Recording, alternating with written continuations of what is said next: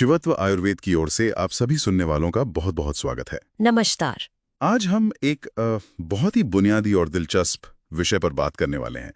ये हमारे एक श्रोता ने ही सुझाया है और ये विषय है आयुर्वेद का एक खास सिद्धांत, धातु। जी हाँ, धातु। हमारे पास चरक संहिता के कुछ रेफरेंस भी हैं और कोशिश रहेगी कि इस कॉन्सेप्ट को बिल्कुल आसान भाषा में समझें।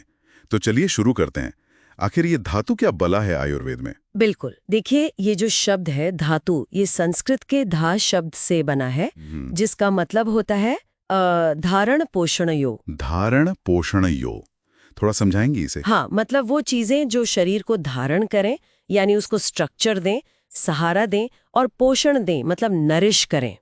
तो आसान शब्दों में ये हमारे शरीर के बिल्डिंग ब्लॉक्स हैं, आप कह सकते हैं टिश्यूज हैं। यही शरीर का ढांचा बनाते हैं और सारे जो फंक्शन है उनको चलाते हैं। अच्छा। हाँ, हालांकि देखिए धातु शब्द का मतलब सोना, चांदी, लोहा वगैरह भी होता है ना? हाँ हाँ, मेटल वाला मतलब। जी, या फिर व्याकरण में भी रूट वर्ड को धातु कहते हैं।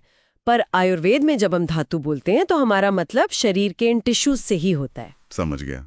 तो ये जो शरीर को बनाने वाली और चलाने वाली चीजें हैं, ये कितनी तरह की होती हैं आयुर्वेद के हिसाब से? आयुर्वेद में मुख्य तौर पे 7 धातुएं बताई गई हैं। इनको एक साथ सप्त धातु कहते हैं। सप्त धातु, 7? जी, 7। और ये एक के बाद एक बनती हैं, एक क्रम में। अरे वाह, कौन कौन सी हैं ये? हाँ, तो सबसे पहली है रस धातु। ये समझे हमारे खाने का पहला जूस है, जैसे प्लाज्मा या लिम्फ होता है ना। इसका काम है पूरे शरीर को तृप्ति देना, पोषण देना शुरू करना। प्रीणन कहते हैं इसे। प्रीणन यानी नरिशमेंट की शुरुआत। बिल्कुल। फिर दूसरी है रक्त धातु, यानी हमारा खून। ये जीवन देता है, मतलब ऑक्सीजन वगैरह पहुंचाता है।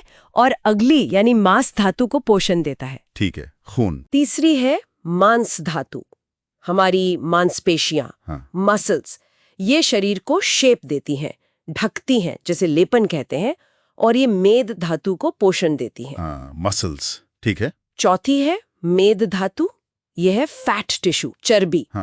इसका काम है शरीर में चिकनाई बनाए रखना, स्नेहन।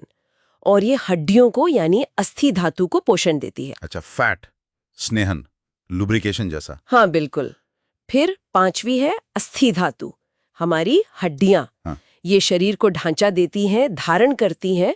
और ये मज्जा धातु को पोषण देती हैं। हड्डियां जो हमें खड़ा रखती हैं। जी। छठी है मज्जा धातु, ये बोन मैरो है, हड्डियों के अंदर का गूदा। इसका काम है हड्डियों को भरना और ताकत देना। और ये सबसे आखिरी शुक्र धातु को पोषण देती है। बोन मैरो, ठीक है। और सातवीं सबसे आखिर में है शुक्र धातु, यह रिप्रोडक्टिव टिश्यू है। इसका मुख्य काम तो संतान पैदा करना है, गर्भोत्पादन। पर यह शरीर की ओवरऑल एनर्जी, ओजस से भी जुड़ी है। अच्छा, तो ये 7 हो गई, रस, रक्त, मांस, मेद, अस्थि, मज्जा और शुक्र। जी हाँ। और ये सिर्फ स्ट्रक्चर नहीं है, ये फंक्शनल यूनिट्स भी हैं। सब अपना अपना काम करती हैं। ये कमाल की बात है कि ये एक क्रम में है, जैसे एक चीज से दूसरी बन रही हो। तो ये बनती कैसे हैं? मतलब जो हम खाना खाते हैं वो इन 7 में बदलता कैसे है? ये प्रोसेस क्या है? हाँ, ये बहुत महत्वपूर्ण सवाल है। देखिए, सब शुरू होता है हमारे पाचन से। जब खाना पचता है तो उसका जो सबसे फाइन, सबसे पौष्टिक हिस्सा बनता है, उसे कहते हैं आहार रस। आहार रस, खाने का सार। बिल्कुल। यही आहार रस सबसे पहले जाता है रस धातु को बनाने और उसे पोषण देने। फिर रस धातु से जो पोषण आगे बढ़ता है वो रक्त धातु को बनाता है। रक्त से मांस, मांस से मेद। अच्छा, एक चेन रिएक्शन की तरह। हाँ, बिल्कुल। मेद से अस्थि, अस्थि से मज्जा और आखिर में मज्जा से शुक्र धातु बनती है और पोषण पाती है। और हर धातु के लेवल पर एक अपनी पाचन शक्ति होती है, एक अपनी अग्नि। उसे कहते हैं धात्वाग्नि। धात्वाग्नि? हाँ, हर धातु की अपनी अग्नि। जी। वो अग्नि उस धातु के लिए जरूरी चीजें निकाल लेती है और बाकी पोषण को अगली धातु के लिए आगे बढ़ा देती है। और इस पूरी प्रक्रिया में सिर्फ धातु ही नहीं बनती, कुछ और चीजें भी बनती हैं। और क्या बनता है? बनती हैं उपधातु, मतलब सेकेंडरी टिश्यूज, जैसे कि टेंडन्स हैं या माँ का दूध है, त्वचा की ऊपरी परत है। और साथ में बनते हैं मल, यानी वेस्ट प्रोडक्ट्स, जैसे पसीना, यूरिन, स्टूल या कफ वगैरह। ओह, तो ये पूरा मेटाबॉलिज्म का प्रोसेस है जिसमें पोषण भी हो रहा है, निर्माण भी और सफाई भी। बिल्कुल सही पकड़ा आपने। तो फिर सेहत के लिए और बीमारियों को समझने के लिए इन धातुओं की जानकारी इतनी जरूरी क्यों है? मतलब प्रैक्टिकली इसका क्या इस्तेमाल है? देखिए, ये धातुएं हमारे शरीर की बुनियाद हैं।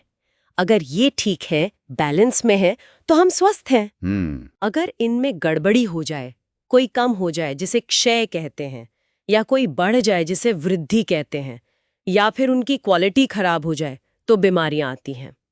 आयुर्वेद में जो त्रिदोष हैं, वात, पित्त, कफ, जब वो बिगड़ते हैं तो वो अक्सर इन्हीं धातुओं पर असर डालते हैं। तब धातुओं को दूष्य कहा जाता है। दूष्य यानी जो दूषित हो गया हो। हाँ, बिल्कुल। तो किसी बीमारी को डायग्नोस करने के लिए और ये समझने के लिए कि बीमारी शरीर में कैसे फैल रही है, कैसे बढ़ रही है, जिसे संप्राप्ति कहते हैं, उसके लिए धातुओं की हालत देखना बहुत जरूरी है। कोई उदाहरण दे सकते हैं? जरूर। जैसे राजयक्ष्मा, जिसे आजकल ट्यूबरक्लोसिस कहते हैं, उसमें मुख्य रूप से धातुओं का क्षय होता है, टिश्यू लॉस होता है। या जैसे मोटापा है, उसमें मेद धातु की वृद्धि हो जाती है। और सिर्फ बीमारी ही नहीं, किसी इंसान की ओवरऑल स्ट्रेंथ, उसकी इम्यूनिटी, उसका बल कितना है, ये भी उसकी धातुओं की क्वालिटी से पता चलता है। अच्छी क्वालिटी को सार कहते हैं। समझ गया। तो मतलब ये धातुएं सिर्फ शरीर के हिस्से नहीं, बल्कि हमारी पूरी सेहत का आईना है। इनका बैलेंस ही स्वास्थ्य है। बिल्कुल। संक्षेप में कहें तो धातु वो हैं जो शरीर को बनाती हैं, संभालती हैं, पोषण देती हैं। 7 तरह की हैं, खाने से एक क्रम में बनती हैं, और इनका संतुलन ही सेहत है। और बीमारियों को समझने, उनके निदान और इलाज के लिए धातुओं को जानना आयुर्वेद में बेहद अहम है। एकदम सही। और देखिए, आज की साइंस भी टिश्यूज और मेटाबॉलिज्म की बात करती है, लेकिन आयुर्वेद का ये जो धातुओं, उपधातुओं और मलों का सिस्टम है, ये पोषण को सीधे सीधे टिश्यू हेल्थ से जोड़ता है, वो भी एक क्रम में। हाँ, ये बात तो है। तो यहाँ एक सोचने वाली बात ये है कि पोषण का ये जो सीक्वेंशियल नजरिया है कि एक धातु अगली को पोषित करती है, ये हमारे आज के खानपान और लॉन्ग टर्म हेल्थ के बारे में हमारी सोच को कैसे प्रभावित कर सकता है। क्या हम इससे कुछ सीख सकते हैं? वाकई ये सोचने लायक बात है कि कैसे पोषण धीरे धीरे गहराई तक जाता है। बहुत दिलचस्प चर्चा रही है। आज हमने धातुओं को काफी गहराई से समझा। जी। अगली बार हम आयुर्वेद के एक और बहुत महत्वपूर्ण कॉन्सेप्ट पर बात करेंगे, दोष, यानी वात, पित्त और कफ। हाँ, वो भी बहुत जरूरी विषय है। तो जरूर जुड़िएगा। शिवत्व आयुर्वेद की ओर से आज हमें सुनने के लिए आप सभी का बहुत बहुत धन्यवाद। धन्यवाद।